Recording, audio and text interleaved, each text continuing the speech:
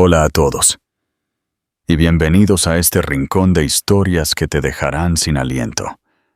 Antes de que nos sumerjamos en este torbellino de lujo, secretos y una venganza tan dulce como inesperada, tengo un trato para ti. Suscríbete ahora mismo a nuestro canal y activa esa campanita para no perderte ninguna de nuestras narraciones épicas. Tu apoyo es la chispa que enciende cada una de nuestras historias. Imagina esto. Estamos en el corazón de Marbella, en la exclusiva Costa del Sol, donde las fortunas se forjan bajo el sol andaluz y las reputaciones pueden desmoronarse tan rápido como un castillo de arena. En una sola noche, la gala benéfica Estrellas del Mediterráneo para la Salud Infantil era el evento cumbre de la temporada social. Todas las miradas estaban puestas en el magnate tecnológico Ricardo Vargas, de 45 años, y su nueva prometida, Valentina, una mujer que apenas alcanzaba la mitad de su edad, con diamantes que brillaban tanto como su ambición. Él la exhibía como un trofeo, una declaración pública de que su pasado, su tranquila y modesta ex-esposa, Elena, no era más que una nota a pie de página olvidada, pero en un mundo de perfección meticulosamente curada. Un solo momento puede desentrañar todo. Un jadeo, un silencio repentino, todas las cabezas girando hacia la gran entrada, porque la nota a pie de página acaba de entrar y estaba a punto de reescribir la historia entera. El gran salón del Hotel Puente Romano era un testimonio del lujo desmedido. La luz de 3 colosales lámparas de araña de cristal, cada una del tamaño de un coche pequeño, se fracturaba en 1.000.000 de piezas brillantes, danzando sobre las cornisas doradas y el mar de invitados ataviados con alta costura. El aire, denso con el aroma a jazmín y perfumes caros, vibraba con el murmullo cuidadosamente modulado de la élite de la ciudad. Esta era la gala Estrellas del Mediterráneo, un evento donde la compasión era una moneda y el estatus social el premio máximo. Y esa noche, Ricardo Vargas estaba ganando. Se encontraba cerca de la imponente escalera de mármol, una mano posesivamente en la pequeña espalda de su prometida, la otra sosteniendo una copa de Dom Pérignon. Ricardo, a sus 45 años, era una fuerza de la naturaleza. Su empresa, Vargas Innovaciones, había revolucionado la ciberseguridad, convirtiéndolo en multimillonario antes de cumplir los 40. Tenía una sonrisa de depredador, afilada y astuta, y unos ojos del color del acero frío que no se perdían nada. Había construido su imperio a base de adquisiciones implacables y un instinto infalible para detectar la debilidad. Su prometida, Valentina Herrera, tenía 24 años, una ex estratega de marcas cuya marca principal parecía ser ella misma. Su vestido era un rojo fuego, un Alexander McQueen audaz e implacable, ceñido a una figura esculpida por entrenadores personales y una dieta disciplinada de kale y ambición. Un collar de impactantes diamantes amarillos, un regalo reciente de Ricardo, ardía en su garganta. Dejaba a su paso una risa demasiado alta, demasiado ensayada, diseñada para atraer todas las miradas. «Cariño», ronroneó ella, ladeando la cabeza para que la luz capturara las facetas de sus pendientes. «Robert Castillo de Negocios hoy me está mirando otra vez. Debe estar desesperado por una cita sobre la fusión». Ricardo le apretó suavemente la cintura. «Que esté desesperado. Esta noche es sobre nosotros». «Y por supuesto», añadió, con un gesto magnánimo, «los niños». Su mirada recorrió la sala con un aire de suprema posesión. Vio los sutiles gestos de deferencia, las miradas envidiosas, la forma en que la gente se posicionaba para captar su atención. Este era su mundo, un reino que había construido desde cero, y cada pieza de él era un reflejo de su poder, especialmente la mujer a su lado. Valentina era todo lo que su ex esposa, Elena, no había sido. Era vibrante, sexualmente segura y completamente enamorada del escenario público. Elena. El nombre surgió en su mente como un fantasma inoportuno e irritante. No había pensado en ella en meses, no realmente. Su divorcio se había finalizado hace un año, un corte limpio y quirúrgico. Él había sido generoso, por supuesto.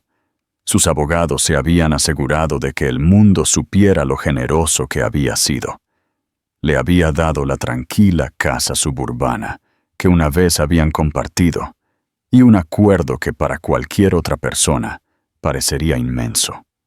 Para él era un error de redondeo, el costo de deshacerse de un peso muerto. Recordó su último encuentro en la oficina del abogado. Elena había sido tan beige. Su sensato traje gris, su cabello recogido en un simple moño, su rostro pálido y sin maquillaje. Parecía agotada, un fantasma que rondaba los bordes de su vibrante nueva vida. No había luchado contra él, no había gritado, ni llorado, ni tirado cosas. Simplemente se había sentado allí, con las manos juntas en su regazo, su silencio más inquietante que cualquier diatriba. ¿Es esto lo que quieres, Ricardo?, había preguntado ella, su voz apenas un susurro. «Es lo necesario, Elena», había respondido él, su tono cortante y definitivo. «Nos hemos distanciado. Yo estoy avanzando. Tú, no». Las palabras tácitas flotaron en el aire. No eres lo suficientemente joven, no lo suficientemente emocionante, no lo suficientemente hermosa. Eres la esposa de inicio, el capullo que tuve que desechar para convertirme en mariposa. Se había convencido a sí mismo de que era verdad. Ella había sido la tranquila hija del bibliotecario que conoció en la universidad, la fuerza de apoyo constante, mientras él era una tormenta caótica de ambición. Ella había gestionado su hogar, apoyado sus primeros proyectos con su pequeña herencia y proporcionado un refugio tranquilo de sus batallas en la sala de juntas. Pero los refugios se convierten en prisiones cuando quieres volar. Todavía no puedo creer que tuvo la osadía de intentar quedarse con los Rothko, dijo Valentina de repente, sacándolo de su ensueño. Estaba deslizando el dedo por su teléfono, una sonrisa burlona asomando en sus labios perfectamente perfilados. Vi los resultados de la subasta de Sotheby's. Los vendió. Probablemente necesitaba el dinero para arreglar el techo de esa casita triste. Ricardo gruñó. Los 2 cuadros de Mark Rothko habían sido un punto de contención. Elena tenía un ojo innato para el arte, una habilidad que él una vez encontró encantadora e incluso había monetizado. Ella había comprado las pinturas hacía años, mucho antes de que su valor se disparara. Ella había afirmado que eran una inversión conjunta, compradas con dinero de su familia. Sus abogados habían argumentado lo contrario. Al final, como parte del acuerdo, ella se había visto obligada a vender uno, y él se había quedado con el otro, la pieza más grande y significativa que ahora colgaba en el vestíbulo de la Torre Vargas. Ella no aprecia lo que representan, dijo Ricardo con desdén. Para ella, solo eran colores en un lienzo. Para mí, representan visión, la previsión para adquirir una obra maestra. Convenientemente, olvidó que fue Elena quien estuvo horas en una galería polvorienta, convenciendo a un marchante escéptico de que ella, una joven con un abrigo sencillo, entendía el alma del artista. La orquesta comenzó a tocar un suave vals. Algunas parejas se deslizaron hacia la pista de baile. La atmósfera era de elegancia serena y autocongratulatoria. Ricardo sintió una oleada de triunfo. Todo era perfecto. Tenía al mundo de los negocios bajo control, a la mujer más comentada de Marbella en su brazo, y el fantasma de su pasado estaba exactamente donde debía. En el pasado. Olvidada. Irrelevante. Fue precisamente en ese momento, cuando su satisfacción estaba en su punto álgido, que el suave murmullo del salón de baile comenzó a cambiar. No comenzó como un sonido, sino como una sensación, un sutil cambio en la energía de la sala. Algunas conversaciones cerca de la gran entrada se detuvieron. Las cabezas se giraron no con interés casual, sino con un enfoque nítido y unificado. El movimiento se extendió hacia adentro, una ola de silenciosa curiosidad que se propagó entre la multitud. Valentina lo notó primero. «¿Qué es? ¿Ha llegado alguna celebridad?», preguntó, estirando el cuello. Ricardo siguió su mirada. Un camino se abría entre la multitud, un pasillo silencioso que se abría paso entre el mar de esmóquines y vestidos de noche. Los invitados no solo miraban, sino que se quedaban boquiabiertos. Las copas de champán se sostenían, olvidadas a medio camino de los labios. Incluso Robert Castillo, de Negocios Hoy, había bajado su teléfono, sus instintos de reportero reemplazados por una simple e inalterada sorpresa, y entonces la vio. Por un segundo desorientador, su cerebro se negó a procesar la imagen. Era como ver a un personaje de una película en blanco y negro aparecer de repente en vibrante y cegador tecnicolor. La mujer de pie en lo alto de la escalera era alta, serena. Su postura irradiaba una autoridad tranquila que parecía dominar el aire que la rodeaba. Su cabello, que él recordaba como un simple castaño, ahora era un rico y profundo castaño rojizo, peinado en elegantes ondas que caían sobre un hombro. Su rostro era luminoso, sus facciones esculpidas por una mano sutil y maestra, resaltando los pómulos altos y los ojos inteligentes que una vez había afirmado amar. Pero era el vestido lo que estaba causando la parálisis colectiva. No era solo un vestido, era una obra de arte, una cascada de organza de seda azul medianoche y hilo de platino bordado a mano que parecía haber capturado un pedazo del cosmos. Miles de pequeños y meticulosamente colocados diamantes y zafiros brillaban entre sus pliegues, no con el fuego llamativo del collar de Valentina, sino con el brillo profundo y misterioso de una nebulosa distante. El vestido fluía desde un corpiño estructurado y ceñido hasta una cola que se arrastraba por el suelo de mármol como luz de luna líquida. Era una prenda que hablaba no de gasto, sino de legado. Era impresionante. Era magnífico. Era... La mente de Ricardo calculó con la velocidad de un algoritmo bursátil, astronómicamente caro, y la mujer que lo llevaba, la mujer que ahora descendía la escalera con la gracia pausada de una reina, era su ex esposa, Elena Torres. El silencio que había caído sobre el gran salón Astoria era profundo. Era un silencio pesado, denso de asombro e incredulidad. La orquesta, sintiendo el cambio sísmico en la atmósfera de la sala, se detuvo a mitad de nota, la última cuerda de violín pareciendo flotar en el aire como un signo de interrogación. Todo el poder, toda la atención, toda la energía ambiental que había estado orbitando alrededor de Ricardo y Valentina momentos antes, Había sido capturada por una nueva e irresistible fuerza gravitatoria en lo alto de la escalera. Elena descendió. No se apresuró. Cada paso era deliberado, su mano deslizándose ligeramente por la barandilla de mármol pulido. Su expresión era serena, una sonrisa sutil, casi imperceptible, asomando en sus labios. No era una sonrisa de triunfo o malicia. Era una de tranquila confianza, de una mujer perfectamente a gusto en su propia piel, en su poder. No estaba mirando a Ricardo. Su mirada se dirigía hacia adelante, escaneando la sala con una mirada tranquila y evaluadora, como si fuera simplemente una invitada llegando a una fiesta a la que sabía que pertenecía. El vestido era el epicentro del espectáculo.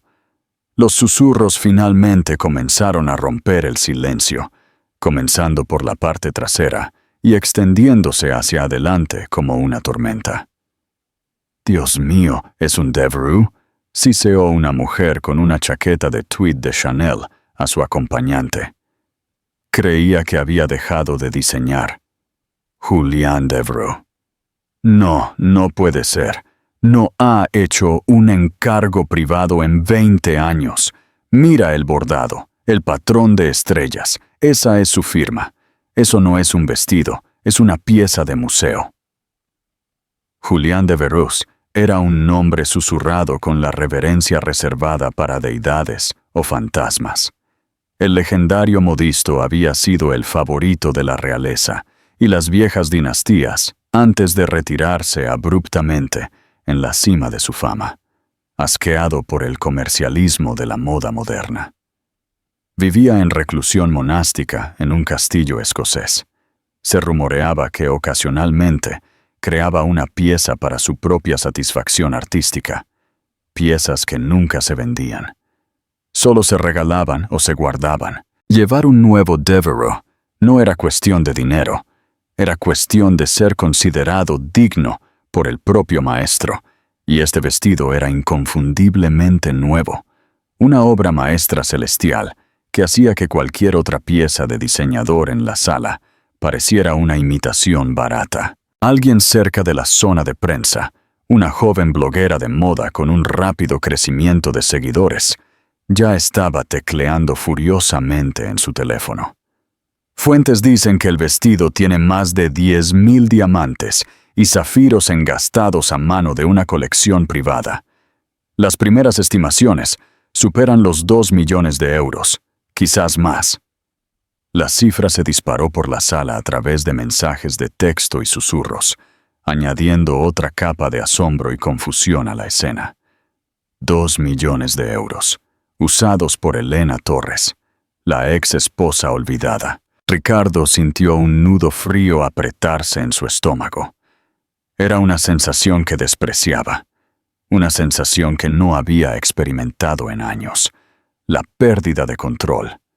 La observó, y era como mirar a una extraña. La Elena que había desechado era una criatura de tonos tierra y telas cómodas. Prefería los libros a las fiestas, las noches tranquilas a las galas brillantes. Habría considerado un vestido como este el colmo de la absurda frivolidad. Esta mujer, esta visión que descendía las escaleras, era otra persona completamente diferente. Había sido rehecha, forjada en un fuego desconocido. A su lado, Valentina prácticamente vibraba de furia. Su rostro perfectamente maquillado era una máscara de ira incandescente, sus nudillos blancos mientras apretaba su bolso de mano. «¿Qué hace ella aquí?», escupió, su voz un susurro venenoso. «¿Y qué demonios lleva puesto? ¿Se gastó todo su acuerdo en un solo vestido? ¡Qué patético!». Pero las palabras sonaron huecas incluso para Ricardo. Esto no era patético. Era una declaración de guerra, un golpe silencioso, elegante, devastadoramente efectivo. Elena no había gritado ni hecho una rabieta, simplemente había llegado, y al hacerlo, Había hecho que los ostentosos diamantes de Valentina y su vestido rojo fuego parecieran baratos y desesperados. Había robado el protagonismo sin decir una sola palabra. Cuando Elena llegó al pie de la escalera, un respiro colectivo se liberó. Se detuvo, y por primera vez, sus ojos se dirigieron hacia donde estaban Ricardo y Valentina. No había ni un atisbo de dolor, ni una pizca de anhelo. Solo una mirada fría y distante, el tipo de reconocimiento que se le podría dar a un mueble que ha sido reubicado. Su mirada se detuvo en él por un instante, apenas perceptible antes de pasar a Valentina, observando el vestido McQueen y los diamantes canarios, con una falta de interés casi clínica. Luego, dio un pequeño y educado asentimiento, un gesto de distante cortesía, y se dio la vuelta. El hechizo se rompió. La sala estalló en una cacofonía de charlas excitadas. La gente ya no miraba a Ricardo. Miraban a Elena, tratando de captar su mirada, tratando de comprender la imposible transformación. Las figuras más influyentes de la ciudad, hombres y mujeres que Ricardo había cultivado durante años, ahora gravitaban hacia su ex esposa. Observó con incredulidad cómo Miguel Beaumont, el anciano patriarca de una dinastía inmobiliaria, un hombre famosamente impermeable a la escalada social, se movía para saludarla. Inclinó ligeramente la cabeza, un gesto de respeto del viejo mundo. «Señora Torres», dijo Beaumont, su voz resonando en el relativo silencio que los rodeaba. «Un placer inesperado. Está magnífica». «Señor Beaumont», respondió Elena, su voz la misma que Ricardo recordaba, pero imbuida de un nuevo timbre de confianza. «Gracias. Es por una causa maravillosa». Era natural. Se movía entre la multitud con una gracia natural, aceptando cumplidos con humildad y entablando conversación con una inteligencia que atraía a la gente. Habló con un curador del Museo Picasso sobre los matices del expresionismo de posguerra. Discutió la estrategia filantrópica con la presidenta de la gala, demostrando un conocimiento enciclopédico del trabajo de la organización benéfica. Ricardo sintió un rubor de calor subir por su cuello. Esta era la Elena que había olvidado deliberadamente, la mujer brillante y perceptiva que podía defenderse en cualquier círculo intelectual. Había enterrado ese recuerdo bajo una narrativa de que ella era sencilla y poco interesante porque le convenía. Él quería un adorno hermoso, no una igual intelectual. Ahora su brillantez, que una vez le había parecido asfixiante, estaba a plena vista y el mundo estaba cautivado. «Haz algo», siseó Valentina, clavándole las uñas en el brazo. «Nos está haciendo quedar como tontos. Ve allí. Ponla en su lugar». Ricardo sabía que era una pésima idea. Confrontarla ahora, mientras ella era el centro de esta atracción magnética, lo haría parecer mezquino y débil. Pero al ver las sonrisas burlonas en los rostros de sus rivales, las miradas especulativas de los periodistas, el asombro puro y sin adulterar dirigido a la mujer que había desechado, era intolerable. Su ego, el motor de toda su existencia, exigía que reafirmara su dominio. Se enderezó la pajarita, se puso de nuevo su sonrisa de depredador y comenzó a moverse hacia ella. Valentina arrastrándose detrás de él como una sombra furiosa. Le recordaría a ella, y a todos los demás, quién era ella.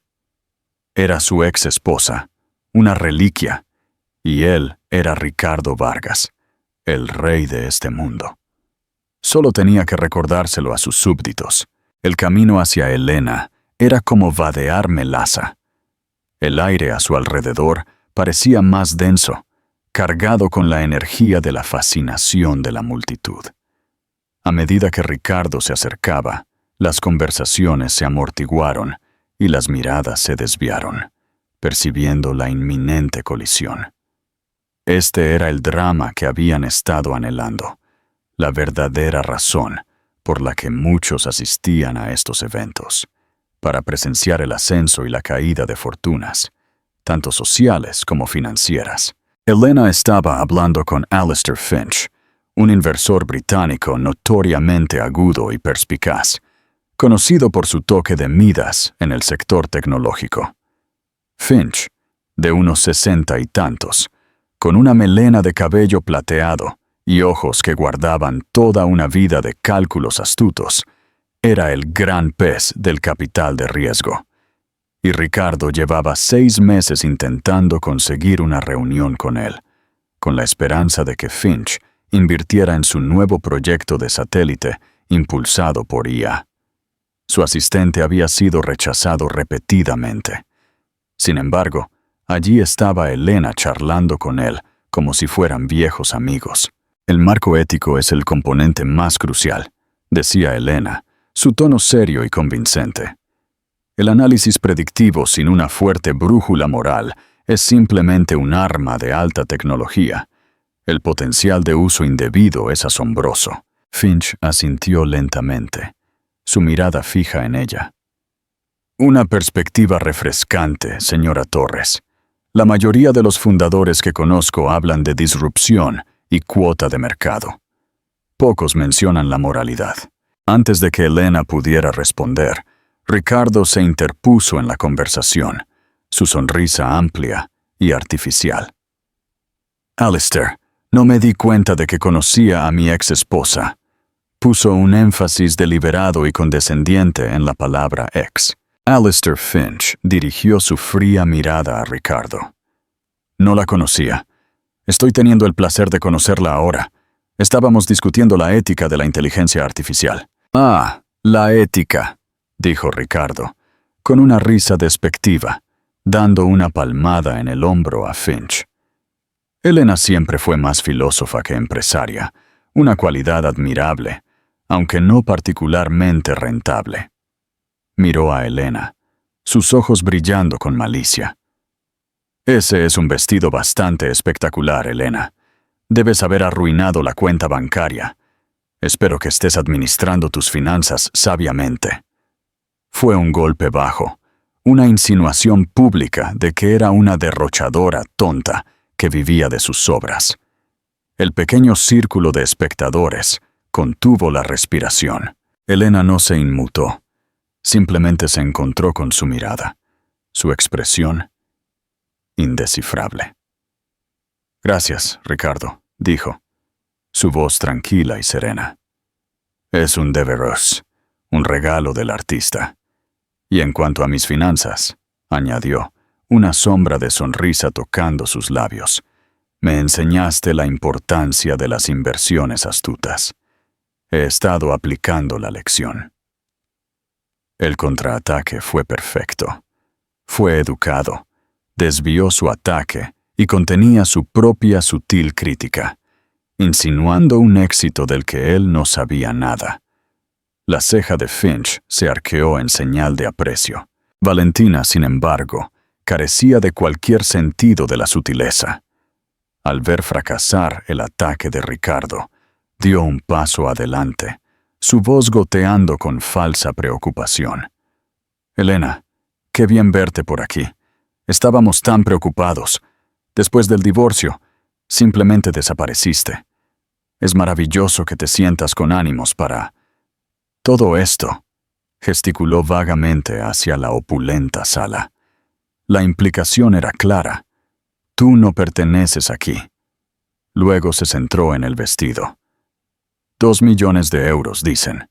Honestamente, creo que es un poco excesivo, ¿no crees? Para un evento benéfico, casi parece que estás tratando de que la causa sea sobre ti misma. Ricardo y yo creemos en dar de forma discreta y sustantiva. Esto fue un ataque directo al carácter de Elena, pintándola como una egoísta exhibicionista. Ricardo observó, con una cruel sensación de satisfacción brotando en su pecho. Así es como se maneja a ella, pensó. Elena dirigió toda su atención a Valentina.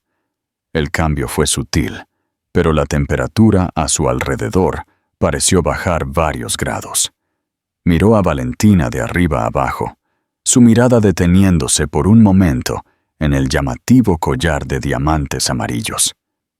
«Es interesante que menciones la donación sustantiva, Valentina», dijo Elena, su voz aún tranquila, pero ahora con un filo de acero puro.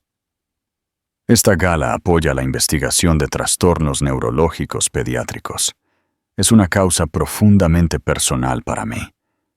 Mi hermana menor, Clara, falleció de un glioma no diagnosticado cuando tenía 9 años. La revelación cayó con la fuerza de un golpe físico. El drama fabricado de la noche de repente se sintió barato y vulgar frente a una verdad tan genuina y dolorosa. La expresión petulante de Valentina flaqueó, reemplazada por un destello de pánico. Había intentado anotar un punto social y había tropezado en un campo minado de dolor real. Elena no había terminado. «En cuanto al vestido», continuó, su voz suavizándose ligeramente. «Julián Devereux es un viejo amigo de la familia de mi madre. Cuando se enteró de que asistiría esta noche en memoria de Clara, insistió en crear algo especial. Lo llamó la constelación de Clara.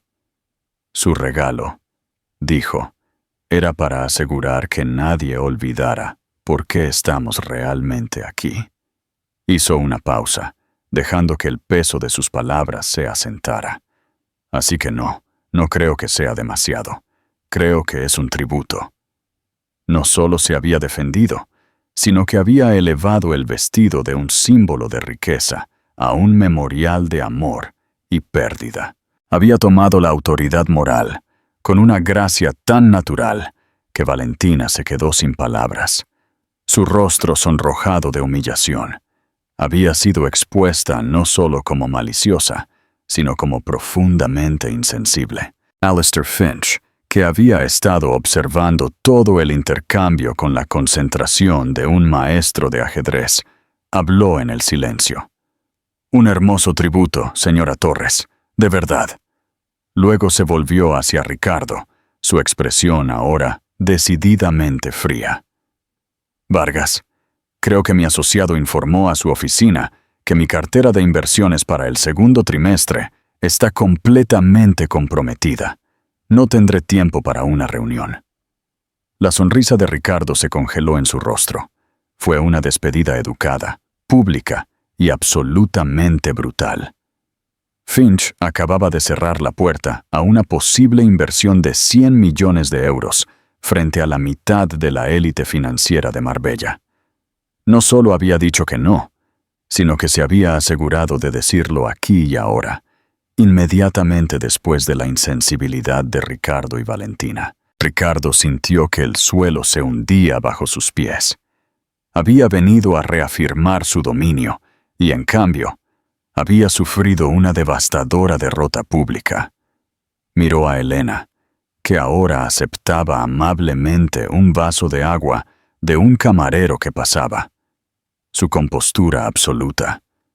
Había una profundidad peligrosa en sus ojos que nunca antes había visto, o quizás simplemente se había negado a reconocer. Había creído que se había deshecho de su tranquila y modesta esposa, pero la mujer que tenía delante no era un fantasma. Era una reina, y con una precisión devastadora, acababa de capturar a su rey.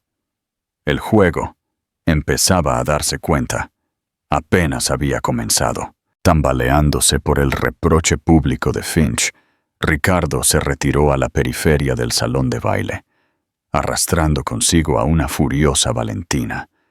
Necesitaba una bebida, algo más fuerte que champán, y un momento para recalibrar.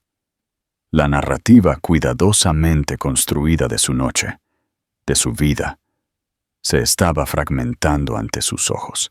«Esto es culpa tuya», siseó Valentina, su voz baja y temblorosa de rabia. Se suponía que debías manejarla. La dejaste pisarnos. Cállate, espetó Ricardo, su tono peligrosamente suave. Hizo una señal a un camarero para pedir un whisky solo. Tú fuiste la que sacó el tema del vestido. Caíste de lleno en su pequeño cuento lacrimógeno. Cuento lacrimógeno. Seguramente se lo inventó. Su hermana. Valentina se interrumpió, dándose cuenta de lo monstruoso que sonaba. El problema era que sabía que era cierto. En los primeros días de su aventura, Ricardo había mencionado una vez, en un momento de rara introspección, la sombra que la muerte de la hermana de Elena había proyectado sobre su familia. Lo había enmarcado como una fuente de su melancolía y aversión al riesgo. Ahora, Elena había utilizado esa misma vulnerabilidad como un arma, convirtiéndola en un escudo de fuerza moral intachable. La mente de Ricardo iba a 1000 por hora, tratando de reconstruir el rompecabezas. El vestido de un genio reclusivo, la compostura imposible, la conexión instantánea con un hombre como Alistair Finch. Esto no era una mujer gastando su pensión alimenticia en un vestido de venganza. Esto era una maniobra calculada y estratégica, y no tenía ni idea de cuál era su objetivo. La frase que ella le había dicho resonaba en su cabeza. Me enseñaste la importancia de las inversiones astutas. He estado aplicando la lección. ¿Qué inversiones? Se había asegurado de que el acuerdo, aunque grande, no le permitiera jugar en su liga. Se había encargado de que sus activos estuvieran mayormente vinculados a fideicomisos y bonos de bajo rendimiento gestionados por una firma leal a él. Lo había diseñado para ser una jaula cómoda, no una plataforma de lanzamiento. ¿Había encontrado una laguna? Mientras tanto, al otro lado de la sala, Elena no se deleitaba en su victoria social. Estaba trabajando. Después de su conversación con Finch, había sido abordada por varias otras figuras clave, incluyendo la editora de tecnología del Diario de Málaga y un prominente bioeticista de la Universidad de Granada. Su conversación ya no era sobre arte o recuerdos, era sobre el futuro. Alistair Finch, habiéndose librado de otra conversación, regresó a su lado. «Señora Torres», comenzó, su tono ahora de puro negocio. Su perspectiva sobre la implementación ética de la IA no es solo refrescante, es vital. Habla con la autoridad de alguien que no es solo un observador. Disculpe mi franqueza, pero ¿a qué se dedica usted? Elena respondió a su franqueza con la suya. Señor Finch, después de mi divorcio, tuve 2 cosas en abundancia: capital, de la venta de algunos activos, y tiempo para pensar. Pasé mi vida rodeada de cosas hermosas, principalmente arte, y vi cómo el mundo del arte se veía cada vez más plagado de falsificaciones, procedencias inciertas y una falta de transparencia que beneficia a criminales y engaña a coleccionistas honestos. Hizo una pausa, tomando un sorbo de agua. Mi formación es en historia del arte, pero mi pasión se convirtió en la tecnología, específicamente cómo aplicarla para resolver este problema. Ricardo, mi ex marido, siempre vio mi interés en el arte como un pasatiempo pintoresco. Nunca vio su potencial como un conjunto de datos. Finch escuchaba atentamente, su mente claramente trabajando. ¿Un conjunto de datos? El conjunto de datos más grande, complejo y valioso de la historia humana, confirmó Elena. Cada pincelada, cada tejido del lienzo, cada composición de pigmento es una firma única. Durante el último año, he estado construyendo discretamente una empresa. Hemos reunido un equipo de los mejores historiadores de arte del mundo, científicos de materiales, lo que es más importante, ingenieros de aprendizaje automático. Hemos desarrollado una IA patentada que puede analizar una pieza de arte a nivel microscópico y determinar su autenticidad con una tasa de precisión del 99,98%, cotejándola con un libro de contabilidad de procedencia asegurado por blockchain que estamos construyendo. Finalmente lo nombró. La llamamos Veritas Art. El nombre flotó en el aire entre ellos. Veritas, latín para verdad. Era un nombre brillante y elegante para una empresa diseñada para llevar la certeza a un mundo de humo y espejos. Los ojos de Finch, que habían sido astutos, ahora se encendieron con la inconfundible chispa del descubrimiento. Esto era para lo que vivía. No solo otra aplicación de redes sociales o una mejora marginal en el almacenamiento de datos, sino un verdadero cambio de paradigma, una empresa que podría perturbar y dominar un mercado global multimillonario. Lo ha mantenido en secreto, afirmó Finch, con un atisbo de asombro en su voz. Sin prensa, sin rondas de financiación. Hemos estado operando en modo sigiloso, financiado íntegramente con mi propio capital, explicó Elena.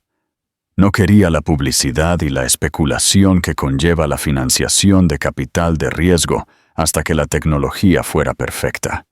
Estamos finalizando nuestra fase beta ahora. Ya hemos descubierto 3 obras maestras en colecciones privadas que eran, de hecho, falsificaciones sofisticadas, lo que ha ahorrado a nuestros clientes iniciales más de 100 millones de euros. Este fue el golpe maestro. No era solo una fundadora con una idea, era una fundadora con un producto probado, funcional y altamente rentable. Había usado su propio dinero, asumido sus propios riesgos y construido su imperio en silencio, justo bajo la nariz de Ricardo. El Rothko que se había visto obligada a vender, de repente lo entendió. No lo había vendido para gastos de subsistencia. Lo había vendido para capital inicial. Había liquidado una obra maestra para construir una máquina que pudiera verificarlas todas. Desde su posición, Ricardo pudo ver la intensidad de la conversación entre Elena y Finch. Vio a Finch asentir con un gesto lento y deliberado de profundo acuerdo. Lo vio entregar a Elena su tarjeta de presentación privada, no la que repartía su asistente, sino la personal. Era el equivalente de capital de riesgo de un nombramiento de caballero. «Tengo la sensación, señora Torres», dijo Finch, su voz baja pero clara, «de que Veritas Art va a cambiar el mundo. Mi fondo, Finch Global, no solo invierte en empresas. Invertimos en visionarios. Sería un honor para mí ser parte de su viaje. Mi equipo llamará al suyo el lunes. Le haremos una oferta que refleje la magnitud de lo que ha construido». Ricardo sintió una oleada de náuseas. Había estado tratando de conseguir el dinero de Finch para un proyecto de satélite especulativo. Elena lo acababa de conseguir para una empresa completamente realizada y transformadora del mundo que él ni siquiera sabía que existía. Ella no solo había robado su protagonismo, sino que había robado su futuro. Miró a su ex esposa, viéndola verdaderamente por primera vez en una década. La compañera tranquila y solidaria a la que él había llamado filósofa. Había tomado su pasión, su inteligencia, las mismas cualidades que él había menospreciado, y las había forjado en un arma más poderosa que cualquiera que él poseyera. Él había construido un imperio de código y contratos. Ella había construido un imperio de verdad y belleza. Y en el evento social más grande del año, frente a todos los que importaban, ella acababa de desvelarlo. No con un comunicado de prensa, ni una presentación llamativa, sino con una conversación tranquila, Todo mientras vestía un vestido de 2 millones de euros, que no era más que una hermosa distracción de su verdadero poder. El evento principal de la noche, la subasta en vivo, estaba destinado a ser el clímax de la gala. Una oportunidad para que los más ricos de la ciudad exhibieran públicamente su generosidad. Para Ricardo, ahora era una última y desesperada defensa. Había sido humillado socialmente y superado en los negocios. Su única carta restante era la riqueza, cruda y abrumadora. Planeaba hacer la donación más grande de la noche, una cifra espectacular que acapararía titulares, para reafirmar su dominio y reducir el triunfo de Elena a una nota a pie de página. El subastador, un hombre carismático con una entrega rápida, recorrió la sala vendiendo vacaciones de lujo, vinos raros y experiencias únicas. Ricardo se sentó con Valentina en su mesa de primera fila, pensativo. Valentina, inusualmente callada, se desplazaba furiosamente por su teléfono, su rostro tenso por la ansiedad. Los susurros sobre el tributo de Elena a su hermana la habían convertido en una paria por el momento. Cada mirada de compasión hacia Elena se sentía como una acusación contra ella. Finalmente, se anunció el artículo final de la gran subasta. Y ahora, señoras y señores, para nuestro último lote de la noche, tronó el subastador. Una oportunidad verdaderamente invaluable. Una consulta de diseño privada 1 a 1 y cena con el maestro mismo, el legendario, el reclusivo Julian Devereux. Un jadeo colectivo recorrió la sala. Devereux no había hecho una aparición pública en 2 décadas. Este era un premio sin precedentes, casi mítico. El subastador explicó que Devereux, conmovido por la causa de la gala, había accedido a esta excepción única, con todos los ingresos destinados a la caridad. Ricardo vio su oportunidad. Esto era todo. Compraría el acceso al hombre que, sin querer, se había convertido en el símbolo de su humillación. Sería dueño de la conexión. Ganaría. Comenzaremos la subasta en 100.000 euros, declaró el subastador, y las manos se alzaron de inmediato. 150.000 euros, 200.000 euros, 200.000 euros. Ricardo dejó que los aficionados jugaran. Esperó, dejando que la oferta subiera más allá del $500,000. Cuando se detuvo en 600.000 euros, levantó su paleta. «Mil de euros», dijo, su voz resonando con autoridad. Un silencio cayó sobre la sala. Fue una oferta audaz y poderosa, diseñada para eliminar toda competencia. Pero al otro lado de la sala, un magnate naviero con algo que demostrar levantó su paleta. 1.1 millones de euros. Ricardo respondió de inmediato. 1.5 millones de euros. La sala zumbó de emoción. Este era el espectáculo que habían estado esperando. El magnate dudó, consultó con su esposa y, de mala gana, negó con la cabeza. El mazo del subastador se levantó. 1.5 millones de euros. A la 1. A las 2. Este era su momento de redención. Pero antes de que el mazo pudiera caer, la presidenta de la gala, una elegante mujer llamada Beatriz Valdivia, subió al escenario y levantó la mano, hablando en voz baja con el subastador. Él asintió, con los ojos muy abiertos, y bajó su mazo.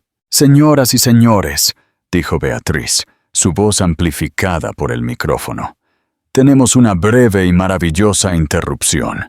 Si bien la generosidad mostrada esta noche ha sido verdaderamente conmovedora, acabo de ser informada de que recibimos una donación a principios de esta noche. Una donación realizada en privado, sin fanfarrias, incluso antes de que comenzara la gala. Hizo una pausa para un efecto dramático. Ricardo sintió un escalofrío de inquietud. Esta única donación, continuó Beatriz, su voz llena de emoción, es la más grande en los 20 años de historia de la Gala Estrellas del Mediterráneo.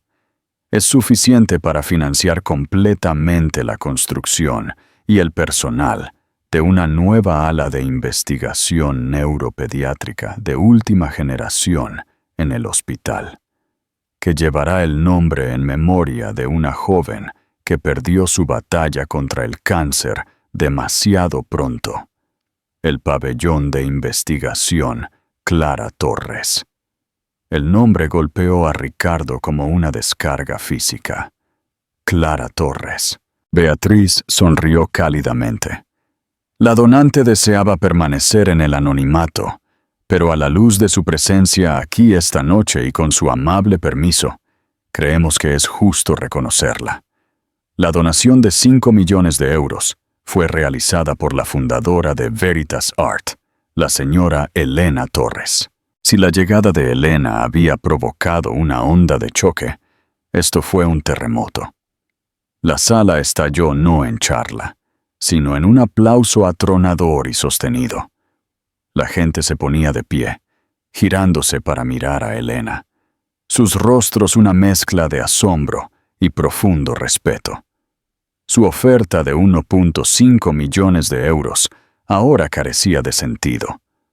Una ostentosa exhibición de ego al lado de un acto de filantropía transformadora y silenciosa. Había intentado comprar el protagonismo, y ella ya había comprado todo el escenario, el edificio y el alma moral de la noche. Elena, que parecía genuinamente sorprendida por el anuncio, simplemente inclinó la cabeza, un gesto humilde que solo amplificó su gracia. Había donado una fortuna en nombre de su hermana, y no había querido que nadie lo supiera. Mientras Ricardo permanecía paralizado por este jaque mate final, una segunda crisis más insidiosa se desarrollaba en su propia mesa. El rostro de Valentina se había puesto completamente blanco. Su teléfono zumbaba incesantemente. Una conocida columnista de chismes, una mujer a la que Valentina había despreciado a principios de la noche, acababa de publicar una historia en su blog ampliamente leído. El titular era devastador. El cuento de hadas de la prometida de Vargas, más ficción que realidad. El artículo, citando múltiples fuentes de su ciudad natal, desmanteló metódicamente la identidad cuidadosamente construida de Valentina. No se había graduado summa cum laude de la Universidad de ESADE. Había asistido a un colegio comunitario durante 2 semestres. Nunca fue una estratega de marca senior en una importante firma de marketing. Había sido una becaria no remunerada que fue despedida después de 3 meses. La historia incluía citas de antiguos colegas e incluso una captura de pantalla de su antiguo perfil de LinkedIn, sin pulir, antes de que fuera borrado y reemplazado con una historia fabricada. La noticia se extendió por el salón de baile con la velocidad de un virus digital. En teléfonos escondidos debajo de los manteles, la historia se compartía, se comentaba y se diseccionaba. Los susurros comenzaron de nuevo, pero esta vez estaban cargados de ridículo. ¿Viste? ¿Todo el currículum es falso? Pero es un genio tecnológico y ni siquiera pudo hacer una verificación de antecedentes de su propia prometida. Cambió a una mujer que construye imperios por una que construye cuentos de hadas. La fachada no solo se había agrietado, sino que se había hecho añicos en 1.000.000 de pedazos. Ricardo estaba sentado junto a un fraude, una mujer cuyo valor entero se basaba en una mentira. Su juicio, su inteligencia, su propia percepción. Todo estaba ahora en tela de juicio. La había exhibido como un símbolo de su nueva vida mejorada y acababa de ser expuesta como una falsificación barata. La ironía era tan espesa que podría ahogarse en ella. Miró al otro lado de la sala, a Elena, ahora rodeada de admiradores. Finch, Beaumont, la presidenta de la gala, estaba bañada en un resplandor de respeto auténtico. Luego miró a Valentina, que lo miraba fijamente, con los ojos muy abiertos de terror y súplica. En ese momento, Ricardo Vargas, el titán de la industria, el rey de su mundo, comprendió el peso aplastante de su derrota. Lo había perdido todo lo que importaba esa noche: el trato, el respeto de sus compañeros, su imagen pública y su propio autoengaño. Había tirado un diamante y recogido un pedazo de cristal brillante. El aplauso, una atronadora ola de validación para Elena, finalmente llegó a su cresta y retrocedió, dejando un silencio en la mesa de Ricardo que era más condenatorio que cualquier acusación. El aire se volvió denso y pesado, con lo que no se dijo. A su alrededor, el salón de baile era un hervidero de comunicación frenética y en voz baja. Los teléfonos brillaban debajo de los manteles. Sus pantallas mostraban la ruina publicación del blog. Miradas afiladas y fugaces, como cuchillos arrojadizos, cruzaban la sala hacia su mesa antes de apartarse rápidamente. Ya no eran invitados, eran un espectáculo de desgracia. Valentina se quedó inmóvil, su rostro una máscara kabuki de tragedia. Las lágrimas habían tallado canales pálidos a través de su costosa base de maquillaje. Su teléfono, que yacía boca arriba sobre la mesa, zumbaba con un ritmo incesante y vicioso. Cada vibración, una nueva ola de desprecio público, otro clavo en el ataúd de su vida fabricada. «Ricardo», susurró, su voz ronca. Extendió la mano para tocar la suya. Su tacto, tentativo, desesperado. «Puedo arreglar esto. Publicaré un comunicado. Podemos demandar al columnista por difamación. Puedo explicarlo todo. Se me fue de las manos. Solo quería ser lo suficientemente buena para ti». Ricardo miró su mano sobre la suya, luego su rostro. No sintió nada, ni piedad, ni compasión, ni siquiera el calor de la traición. Todo lo que sintió fue un profundo y escalofriante asco. Ella era un producto defectuoso, un activo defectuoso. Su mentira no era el crimen. El crimen era su incompetencia para mantenerla. Había permitido que la imagen impecable que él había curado para sí mismo se contaminara con su pasado barato y torpe. Retiró su mano lentamente. «No hay nosotros», dijo, su voz plana y desprovista de emoción, la finalidad de ello más brutal que cualquier grito. «Eres una responsabilidad. No tolero las responsabilidades». Se puso de pie, el movimiento brusco y decisivo. Su silla raspó el suelo de mármol, un sonido áspero y feo en el salón de baile repentinamente silencioso. No le ofreció una mano, no le dio una mirada hacia atrás. Simplemente se dio la vuelta y comenzó su larga caminata hacia la salida, dejándola para que fuera tragada por el juicio silencioso de la sala. Su zancada era larga y decidida, su cabeza en alto en una imitación desafiante de su habitual arrogancia. Pero era una actuación hueca. Podía sentir el peso de 1000 ojos sobre él. Podía sentir las sonrisas burlonas y los susurros que lo seguían.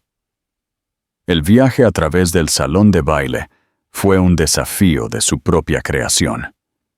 Pasó junto a un CEO rival de tecnología, un hombre al que había regodeado apenas unas horas antes, que ahora le dedicó un lento y compasivo movimiento de cabeza. Vio un círculo de damas de la sociedad, sus rostros una mezcla de alegría y falsa simpatía, sus susurros cesando en el momento en que él las miró.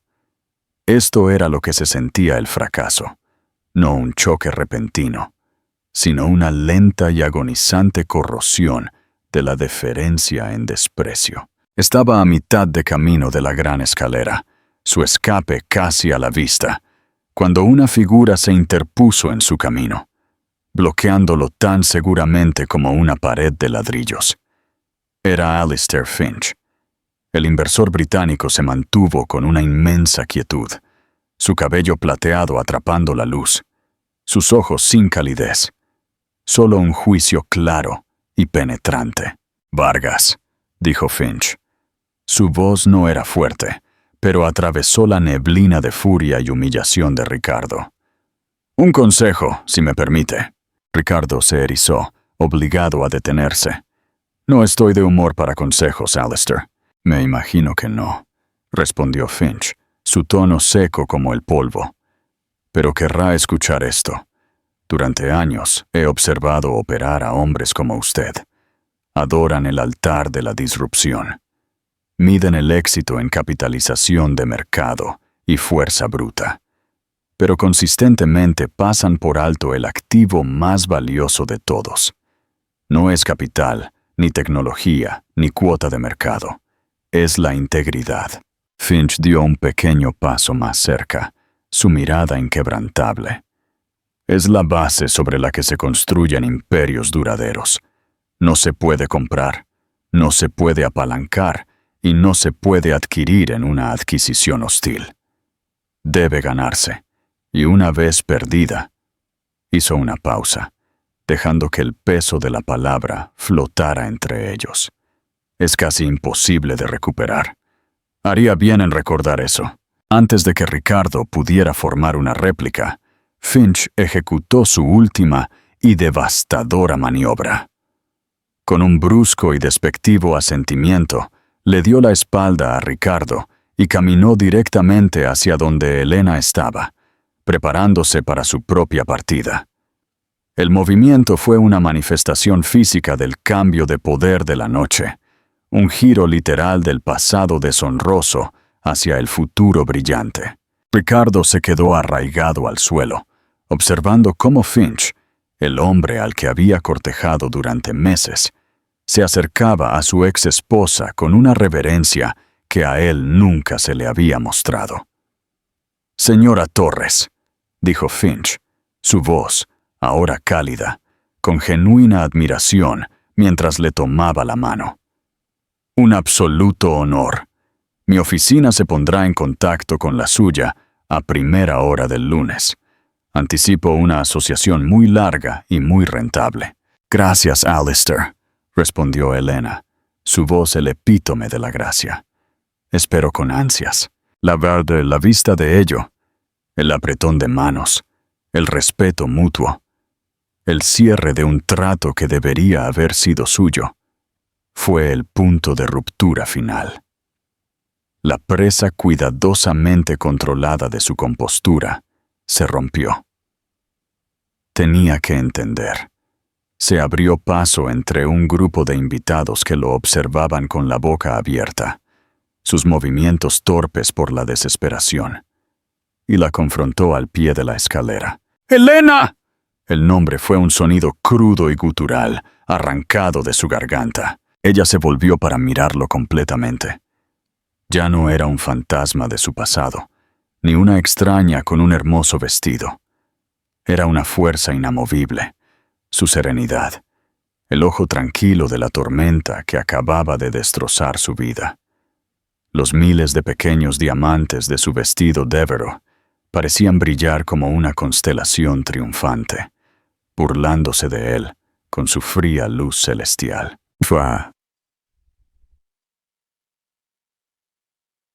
«¿Fue todo esto por venganza?», exigió, la pregunta brotando de él, una súplica desesperada por una explicación que su ego pudiera procesar. La empresa, el vestido, Finch, todo, ¿Pasaste un año planeando esto? ¿Este elaborado esquema solo para humillarme? Necesitaba que fuera sobre él. La alternativa de que él fuera simplemente una nota a pie de página en su historia era simplemente incomprensible. Elena lo miró, y una profunda tristeza suavizó la poderosa compostura de sus facciones. Era la mirada de un maestro observando a un alumno fallar la lección más simple y fundamental. «Oh, Ricardo», dijo, su voz tranquila, imbuida no de malicia, sino de una claridad cansada.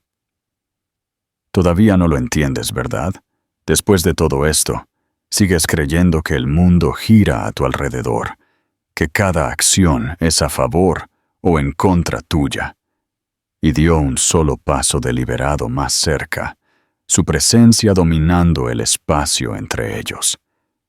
Esto nunca fue sobre venganza, fue sobre resurrección. La vio tomar una respiración lenta, reuniendo la historia de su último año en una sola y poderosa verdad. Cuando me dejaste, hiciste más que simplemente terminar nuestro matrimonio. Intentaste borrarme. Me quitaste mi historia. Me quitaste mi confianza. Me quitaste la voz que me decía que tenía valor fuera de ser tu esposa. Le dijiste al mundo que no era suficiente, y durante mucho tiempo, en silencio, te creí. Fui un fantasma en mi propia vida, rondando las habitaciones que habías abandonado. Su mirada era inquebrantable, obligándolo a ver la verdad que tanto tiempo había ignorado. Este último año no se trató de destruirte, se trató de reconstruirme a mí misma, desde los cimientos. Su voz ganó fuerza, cada palabra un ladrillo cuidadosamente colocado en su nueva realidad. Veritas Art nació de mi pasión por la verdad y la belleza, las mismas cosas que siempre descartaste como un pasatiempo pintoresco. La donación fue para mi hermana Clara, una parte definitoria de mi alma que nunca te molestaste en conocer. Y este vestido, miró la magnífica creación, no es un arma, es un regalo de un querido amigo, que vio mi fuerza mucho antes de que yo misma pudiera verla. Es un tributo a la memoria de un amor que fue real y puro. Ella sostuvo su mirada, su juicio final, a la vez misericordioso y absoluto. Esta noche no fue un complot contra ti, Ricardo. Fue mi anuncio a mí misma, en primer lugar, de que ya no soy un personaje secundario en tu historia. Soy la autora de la mía. Miró más allá de él, hacia los restos que él había hecho de su propia vida, encarnados por la figura llorosa de Valentina. Te rodeas de reflejos de tu propio ego, esperando que sus alabanzas te convenzan de tu propia grandeza. Pero una sala de espejos sigue siendo solo una habitación vacía. Realmente espero, por tu bien, que algún día encuentres algo real que poner en ella. Con eso, se dio la vuelta. No se fue furiosa ni huyó, simplemente ascendió la gran escalera, sus movimientos pausados y regios. La cola de la constelación de Clara fluía detrás de ella como un río de luz de estrellas, una vista impresionante. Todo el salón de baile observó en silencio, un reconocimiento colectivo y tácito de que no estaban presenciando un final, sino una coronación. Ella nunca miró hacia atrás. Ricardo Vargas se quedó solo, una estatua en medio del salón de baile. El zumbido de la multitud regresó lentamente, pero sonó distante y distorsionado, el ruido de un mundo al que ya no pertenecía por completo. Era un rey en un reino caído, dejado solo con las amargas cenizas de su orgullo, atormentado por la devastadora claridad de sus últimas palabras. Elena empujó las pesadas puertas y salió al abrazo fresco y nítido de la noche de Marbella. El aire era limpio, un antídoto bienvenido a la atmósfera empalagosa de la gala. El horizonte de la ciudad resplandecía ante ella, un panorama familiar que de repente se sentía nuevo, un paisaje de infinitas posibilidades. Respiró hondo y tembloroso, una bocanada de libertad pura e inmaculada. El peso del pasado, el dolor, la traición, la aplastante insuficiencia, finalmente se había levantado. El magnífico vestido, que le había servido de armadura para la batalla, ahora se sentía ligero, como una segunda piel. Su propósito había sido cumplido. Su trabajo apenas comenzaba. Veritas Art la necesitaba. El pabellón de investigación Clara Torres necesitaba ser construido. Ella sonrió, una sonrisa genuina y privada. Había entrado en el fuego de su pasado y había salido no quemada, sino forjada. Su nuevo amanecer estaba aquí, y era más brillante que todas las luces de la ciudad juntas. Y así terminó la gala Estrellas del Mediterráneo, no con un estruendo, sino con el triunfo silencioso y trascendental de una mujer que se negó a ser olvidada. Elena Torres entró en ese salón de baile como una ex esposa y salió como una leyenda. El final significativo. Esta no fue solo una historia sobre un vestido de venganza. Fue una historia sobre la recuperación de la propia narrativa. Es un testimonio del hecho de que el verdadero poder no se trata del ruido que haces o del dinero que presumes, sino de la fuerza silenciosa e inquebrantable que construyes cuando nadie te está mirando. Se trata de convertir tus dolores más profundos en tus mayores pasiones y de darte cuenta de que tu valía nunca, jamás, la determina la persona que te abandona. ¿Qué te pareció la increíble transformación de Elena? ¿La estuviste animando en cada paso del camino? Déjanos saber en los comentarios de abajo. Si te encantan las historias de empoderamiento y victoria dulce, no olvides darle a me gusta a este video, compartirlo con alguien que necesite escucharlo. Suscríbete a nuestro canal para más relatos inolvidables.